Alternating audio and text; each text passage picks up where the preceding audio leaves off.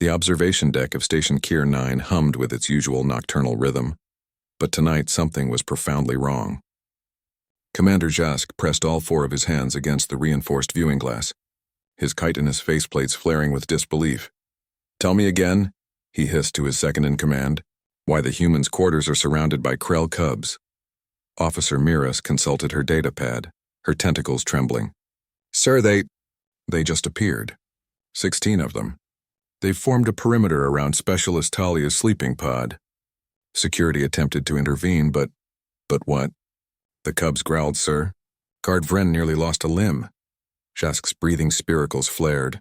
Krell were apex predators from the nightmare world of Drakenor 7.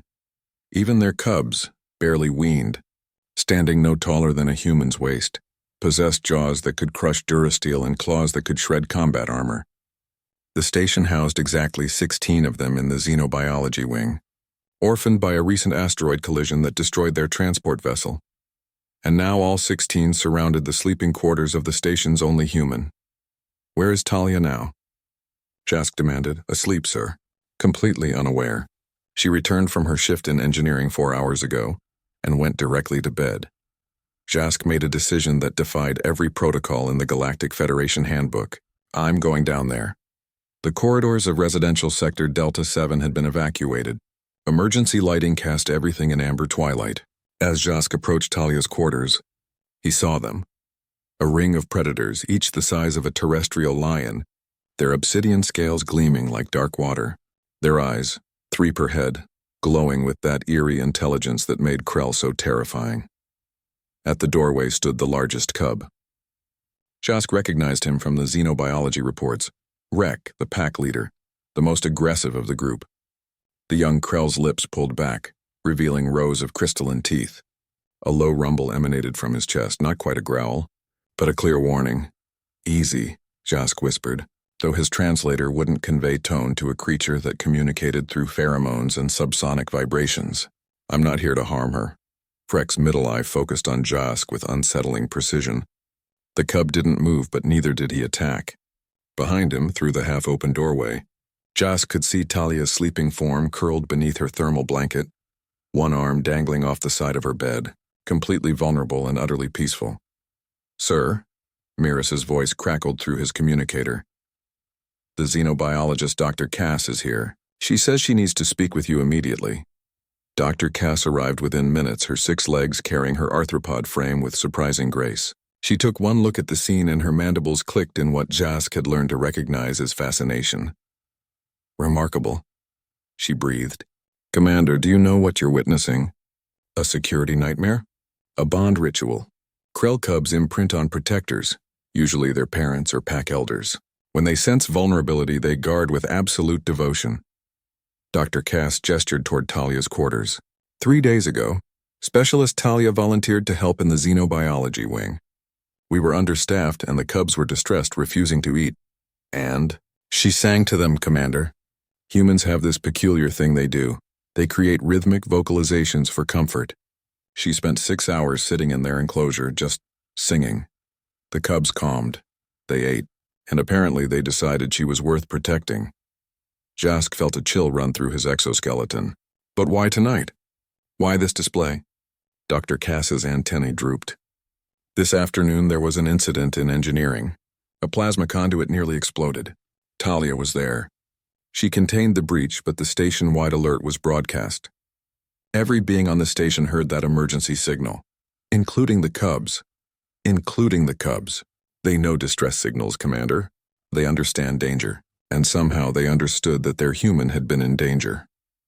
Dr. Cass moved closer, careful not to trigger Rek's protective instincts. They escaped their enclosure, we still don't know how, and came straight here. They're not leaving until they're certain she's safe. A sound from inside the quarters made everyone freeze. Talia was stirring. Through the doorway, Jask watched as the human sat up, rubbing her eyes. She looked around, confused. Then her gaze fell on Rek. Every guard on the comm channel held their breath. Talia smiled. Hey there, big guy. What are you doing here? She swung her legs out of bed, barefoot and disheveled, and walked straight toward the cub that could disembowel her with a casual swipe. Frek's aggressive posture melted. His tail, which had been rigid with tension, began a slow, sweeping wag. Talia knelt down and placed her small, fragile human hand on his scaled snout. "Did you come to check on me?" she asked softly. "I'm okay, promise." Vrek made a sound, a churring, purring rumble that no Krell had ever made in documented history. The other cubs began to relax, their formation loosening. Talia noticed Jask standing in the hallway. "Commander? What's going on?" "Specialist," Jask said carefully. "You're currently surrounded by 16 apex predators who've decided you need protection." She looked around at the cubs as if truly seeing them for the first time. Oh, did they break out because of the engineering alert?" "It appears so." Talia stood and Rek immediately moved to her side, his shoulder level with her hip. "They thought I was in danger." Her voice cracked slightly. "They came to protect me." "Yes," Dr. Cass said, stepping forward. "Specialist, you've been adopted by a Krell pack. This is unprecedented." For a long moment, Talia said nothing. Then she crouched down again, and one by one the cubs approached her. She touched each of them, whispered words that the translator couldn't quite catch. And somehow, impossibly, the most dangerous juvenile predators in known space became gentle under her hands. "Can they stay?" Talia asked suddenly. "Just for tonight?" Every regulation screamed no. Every protocol demanded the cubs be returned immediately to their enclosure. But Jask looked at Rek, standing guard beside this small human who had shown them kindness when they were orphaned and afraid, and he made a decision that would later require 17 separate incident reports. "Just for tonight," he agreed. As the station's artificial dawn cycle began hours later, security footage would show something that would circulate through every xenobiology department in the Federation. A human woman sleeping peacefully, surrounded by a ring of predator cubs with Vrek's large head resting on the foot of her bed, 3 eyes half closed but ever watchful. And in the morning, when Talia went to return them to the xenobiology wing, every single cub followed her like shadows, and Vrek never strayed more than 2 steps from her side. The guards learned quickly. Where Talia went, the cubs followed. And no one, absolutely no one, dared to threaten the human under their protection.